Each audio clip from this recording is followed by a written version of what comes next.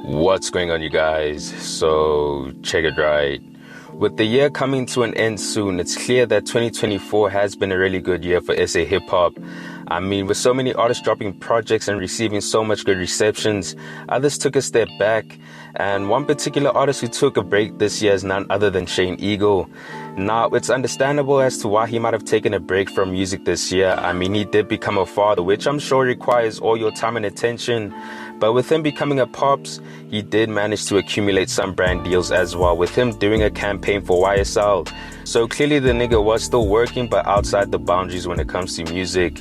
It's clear that it wasn't his main priority, but with the new year approaching, I believe that it's time for a new strategy when it comes to Shane putting out music. And I say that because his last two albums being Green and Akira, right? While they weren't received the best when it comes to the general listening audience of SA hip-hop, I mean, besides his core audience, Shane's music hasn't really captured the attention of the people like it once did when he dropped projects like Yellow, Never Grow Up, and Dark Moon Flower. Now, granted, those projects perform well compared to his last works due to the guidance he had when working with Vaughn, who helped him form Eagle Entertainment. I mean, even though Shane's music speaks for itself, there's no denying that Vaughn's expertise in artist management and development, as well as his creative direction, assisted in Shane's growth within the industry. I mean, Pretty Ugly is a clear example of prospering under that type of guidance, with him having arguably one of the best albums this year with Dust and winning a summer off that. And we saw Shane achieve similar accolades when working with Vaughn, so the proof is in the pudding. Now, the thing about Shane, right, I really get the impression that he's really caught up in his own zone, where he's more focused on creating the music that he wants to make, sticking to his own lane and less about catering to everyone else. I mean, Green and Akira were clear examples of that in my opinion. And with him executing his vision with those two projects, I believe it's time for a shift in his approach when it comes to his next drop, where we see him step out of his comfort zone. And I say that because the music climate is thriving with more local artists working with each other.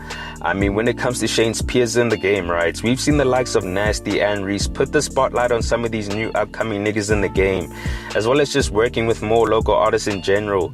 I mean, some of Shane's best work comes from him working with his peers. For instance, we had Paris with Nasty C, Zero to Hero alongside Pretty Ugly, Mayo with DJ Speedster, Oceans with DJ Slick, Need Me with Cly, and Ammo with Youngster CPT. So I'm sure you get the picture.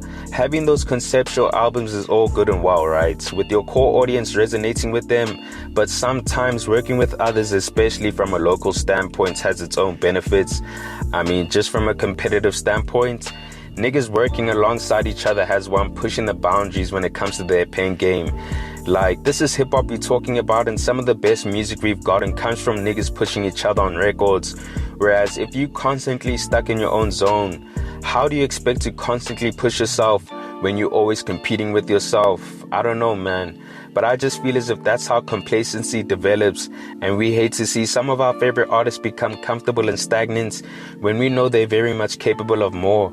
Now, even though the hip-hop scene has its own cliques and groups where certain artists are a bit more rigid in terms of who they work with, the game is still less divided than one would actually think.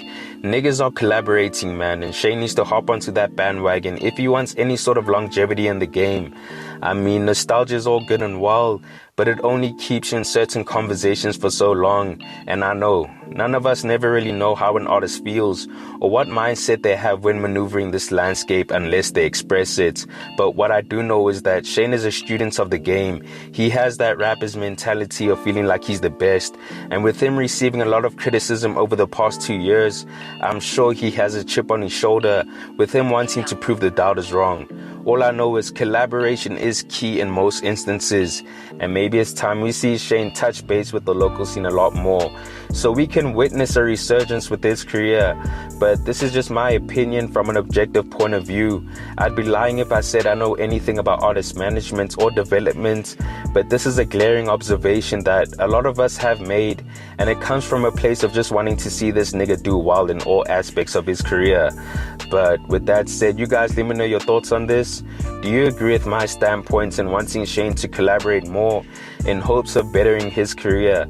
And what else do you think needs to happen for him to reach the top once again?